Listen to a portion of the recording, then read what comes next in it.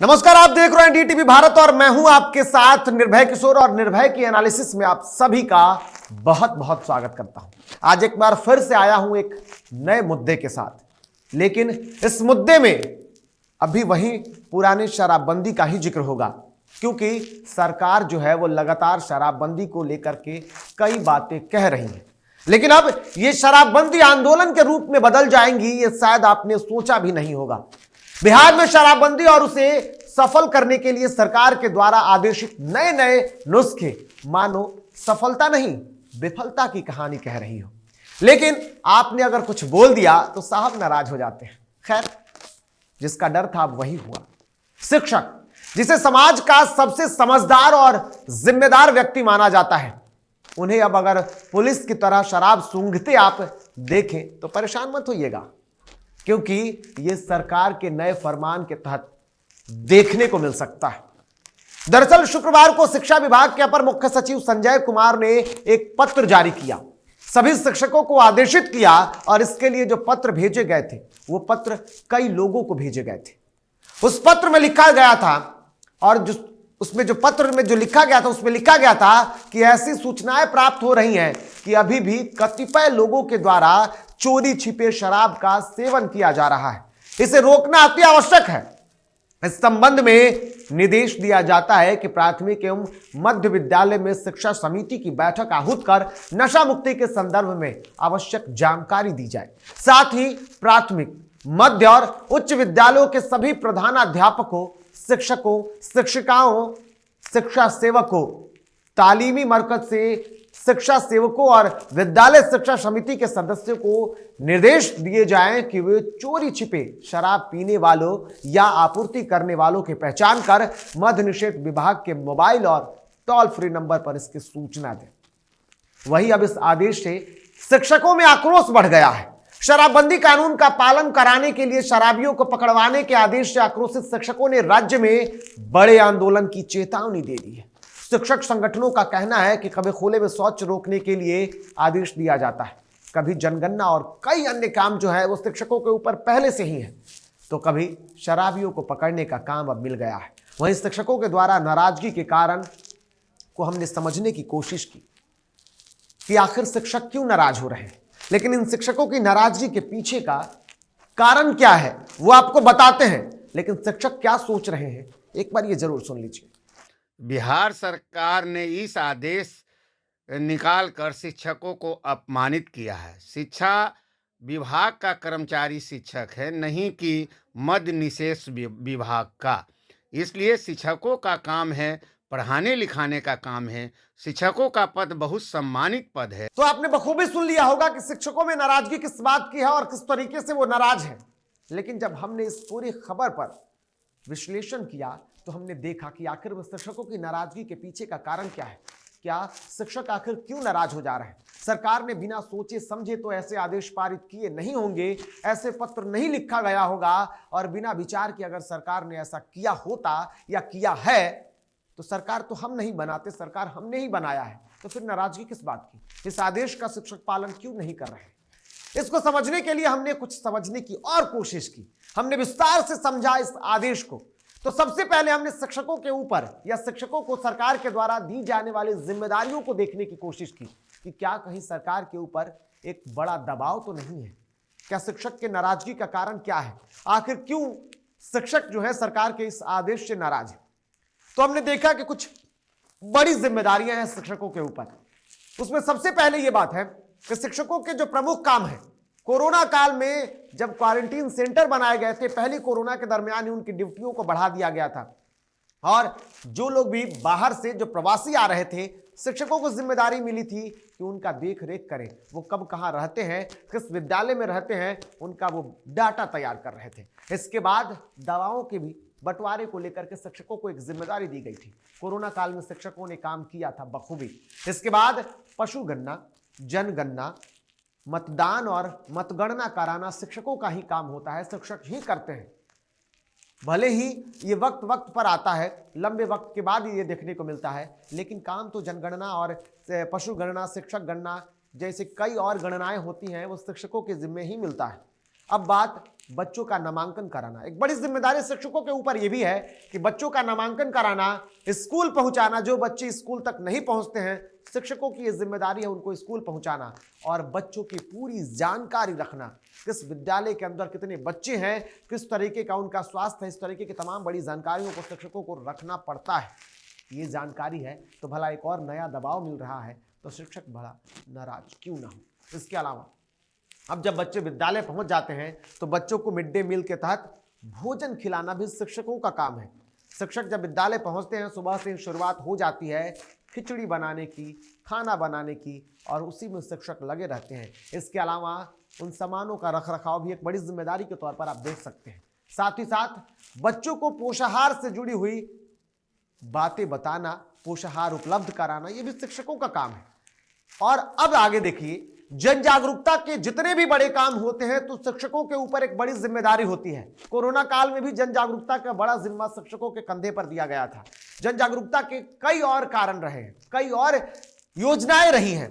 आप देख लीजिए, शराबबंदी की एक बड़ी जिम्मेदारी दे दी जा रही है, लेकिन उससे पहले शिक्षकों के ऊपर भी है बाल विवाह रोकने की बड़ी जिम्मेदारी, और इसके लिए उन्हें लोगों को जागरूक करना है, छात्रों को जागरूक करना है, और ये जिम्मेदारी है।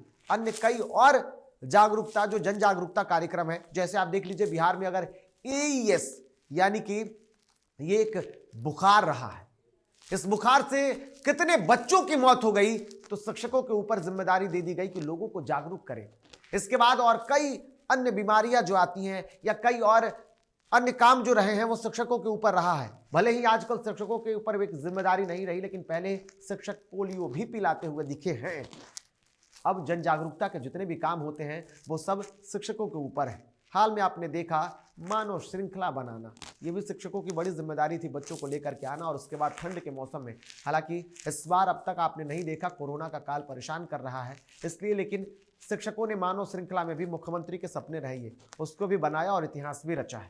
इसके बाद खुले में शौच से मुक्ति को लेकर के भी बड़ी जिम्मेदारियों को संभाला है। आपने देखा होगा कि ग्रामीण क्षेत्रों में सबसे अधिक लोग खुले में शौच को जाते हैं, वो भी शिक्षकों के ऊपर जिम्मेदारी रही है, उसे लोगों में जागरूकता लाने की। तो ऐसे कई जिम्मेदारियां, साफ सफाई को लेकर लोगों को सचेत करने के लिए भी शिक्षकों ने कई बार ऐसे काम किए हैं, कई योजनाओं पर काम किए हैं। तो जब एक बड़ी जिम्मेदारी पहले से ही शिक्षकों के कंधे के ऊपर है बोझ के तौर पर, तो अब एक नई जिम्मेदारी, लेकिन ये नई जिम्मेदारी परेशान करने वाली हो सकती है। हालांकि जिस तरीके से ये बयान आए और इस बयान के बाद लगातार आंदोलन की जो बातें कही गई, तो शिक्षा मंत्री सफाई जरूर दे रहे हैं। शिक्षा मंत्री ने बीजेपी जेडीयू के संयुक्त प्रेस कॉन्फ्रेंस के दौरान यह कह दिया कि शिक्षकों को यह बड़ा दबाव नहीं दिया जा रहा है, बल्कि उनके नामों को भी सामने नहीं लाया जाएगा और उनके सामने नाम जो होंगे वो नहीं आएंगे। साथ ही साथ उन्होंने आम लोगों को भी कह दिया कि आम लोग भी ऐसा कर सकते हैं। दिया गया है कि आप इतना को पकड़वाइए, या आप नहीं पकड़वाइएगा तो कार्रवाई होगी। ये तो सामान्य जो सरकार के तरफ से पहले अपील की गई है, उसको विभाग ने इंटरनल सर्कुलेशन में शराबबंदी को सफल कराने के लिए कहा है। तो सुन लिया आपने, ये तो सफाई रहा, लेकिन इस पर राजनीति भला कैसे नहीं होगी? राजनीति भी हो रही है। इसको लेकर के लगातार कई राजनीतिक बयानबाजी का दौर दिखा है। कांग्रेस, राजद, कई जो विपक्षी दल हैं वो सरकार पर हमले बोल रहे हैं। छात्रों को पढ़ाने के बदले शराबियों और शराब माफियाओं की तलाश करेंगे। राज्य के शिक्षकों में भारी आक्रोश है। यह पहला बिहार है जहां शिक्षकों को शिक्षक का काम छोड़ के बाकी सब काम में पहले ही से ही लगाया गया था, अब एगो नया काम दिया है। तो सुन लिया, लेकिन अब सबसे बड़ी जो बात ये रही कि सवाल ये उठता है कि शिक्षकों को ये जिम्मेदारी क्यों? क्या शराबबंदी असफल हो गई? दरअसल ये सवाल उठने लगा कि इससे पहले कई सख्तियां बरती गई सरकार की तरफ से। सबसे बड़ी सख्ती जो रही वो रही पुलिस की सख्ती। पुलिस ने कई जगहों पर पाबंदियों को तेज किया, तो क्या वो सख्ती के बाद पाबंदियां विफल हो गई? क्या जो शराबबंदी के बाद शराब की जांच और छापेमारी का जो दौर चला वो सब विफल हो गया? ये सवाल उठता है। सवाल ये भी है कि देख रेख के लिए लगाए गए ड्रोन क्या हुए? जो ड्रोन जांच कर रहे थे उन दियर वाले इलाकों में, और जो ड्रोन ये जांच कर रहे थे कि बिहार में शराब किस रास्ते से आ रही है, क्या उन ड्रोन का क्या हुआ? क्या वो ड्रोन फेल हो गए? सवाल यह है कि जिस ब्रेथ एनालाइजर पर खर्च किए गए पैसे, वो पैसे बेकार हो गए कि अब शिक्षक ये काम करने निकले। सीएम की समीक्षा बैठकों का आखिर असर नहीं हुआ क्या? ये हम सवाल पूछ रहे हैं कि जो शिक्षक, माफ कीजिएगा, जो सीएम नीतीश कुमार बार बार शराबबंदी को लेकर के समीक्षा करते थे, उन शराबबंदी का और उन समीक्षा बैठक का असर नहीं हुआ क्या? कई तबादले किए गए इस आदेश के बाद, क्या उसका कोई असर नहीं हुआ? कई आदेशों के बाद भी सफलता पर सवाल आखिर क्यों ना पूछें हम? जब सफलता नहीं मिल रही आपको तो सवाल हम क्यों ना पूछें? और इन सवालों को लेकर के भी अब तक कोई जवाब नहीं आता है। लेकिन ये सवाल आज इसलिए हो रहे हैं कि शिक्षकों के लिए एक नया आदेश पत्र जारी हो गया।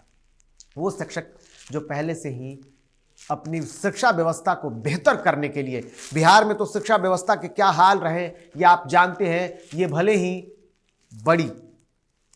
ही बड़े इतिहासों के पन्नों को अपने कामों से, व्याख्यानों से बिहार में लपेटा जरूर है, लेकिन आज बिहार के इतिहास और बिहार के वर्तमान के हालात को देखेंगे तो शिक्षा व्यवस्था किस तरीके से चौपट है ये आप समझ रहे हैं। शिक्षक पहले से ही दबाव में काम कर रहे हैं। उसके बाद आंदोलन भी एक बड़ा काम कह सकते हैं, क्योंकि शिक्षकों ने कई बार आंदोलन किए हैं, कभी अपने वेतन को लेकर के, कभी अपने आगे यानी कि प्रमोशन को लेकर के, कई मांगों को लेकर के लगातार शिक्षक प्रदर्शन करते रहे हैं। और एक बार फिर से अब एक बड़ी जिम्मेदारी दे देना, आखिर ये कितना जायज होगा ये देखना होगा। लेकिन अब बात सामने ये आती है कि सरकार के आदेश का असर कितना होगा? क्या इस सरकार के आदेश के बाद कुछ असर होगा?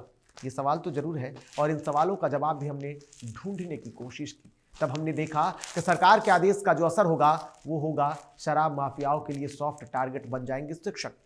ये सॉफ्ट टारगेट इसलिए कह रहे हैं क्योंकि अगर किसी भी क्षेत्र में शराब तस्करों पर, जो वो शराब तस्कर जो पुलिस प्रशासन को भी नहीं छोड़ती, और आपने देखा होगा बिहार में कई ऐसे जगह रहे हैं जहां पुलिस प्रशासन जब छापेमारी करने पहुंचती है तब उन पर हमले बोल दिए जाते हैं। तो अब वो टारगेट जो होंगे वो शिक्षक हो जाएंगे, क्योंकि अगर कहीं भी पुलिस प्रशासन पर कार्रवाई के वक्त जब इस तरीके के हमले बोल दिए जाते थे, तो अगर किसी क्षेत्र में अगर कोई कार्रवाई होती है तो वो शराब तस्कर समझेंगे कि ये शिक्षकों ने ही प्रशासन को बताया है, इन शिक्षकों ने ही मद्य निषेध विभाग को ये बताया है, और उसके बाद सॉफ्ट टारगेट बन जाएंगे शिक्षक, उनके परिवार, और वो खुद संकट में आ सकते हैं। इसका असर यही होगा। इसके बाद बात आता है कि आदेश से शिक्षकों के स्वास्थ्य पर भी असर पड़ेगा।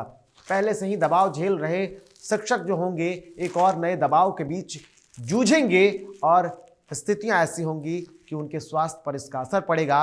वो डर के साए में, अगर एक मामले को बता भी दिया, उद्भेदन कर भी दिया, तो डर के साए में जिएंगे, उनके स्वास्थ्य पर असर पड़ेगा। इसका असर पढ़ाई पर पड़ेगा, और आदेश के बाद पढ़ाई के स्तर में भी गिरावट हो जाएगी। ये गिरावट तय है, इसमें कोई दो राय नहीं है कि पहले शिक्षक पढ़ाएंगे या फिर शराब सूंघते नजर आएंगे।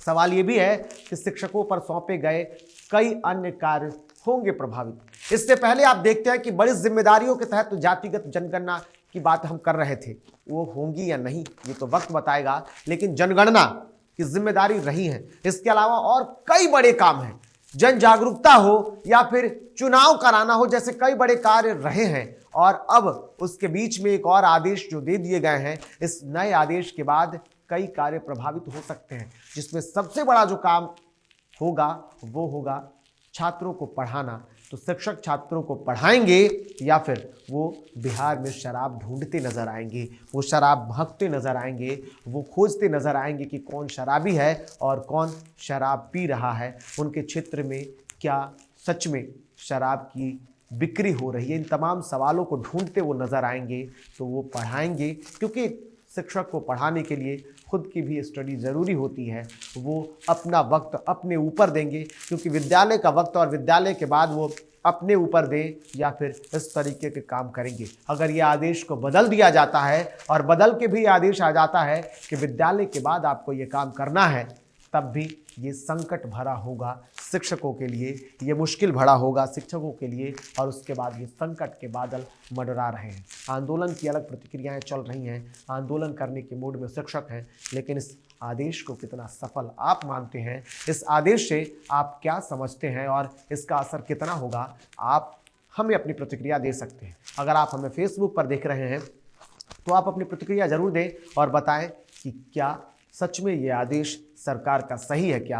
अगर आप हमें YouTube पर देख रहे हैं तो वहां आप अपनी प्रतिक्रिया जरूर दें और साथ ही साथ अगर अब तक आपने हमारे इस YouTube चैनल को सब्सक्राइब नहीं किया हो तो सब्सक्राइब कर ले, नोटिफिकेशन बटन दबाएं ताकि निर्भय की एनालिसिस, इस तरीके की तमाम बड़ी खबरें जो हम लेकर के आते रहते हैं वो भी आप तक मिलता रहे। फिलहाल इतना ही, नमस्कार।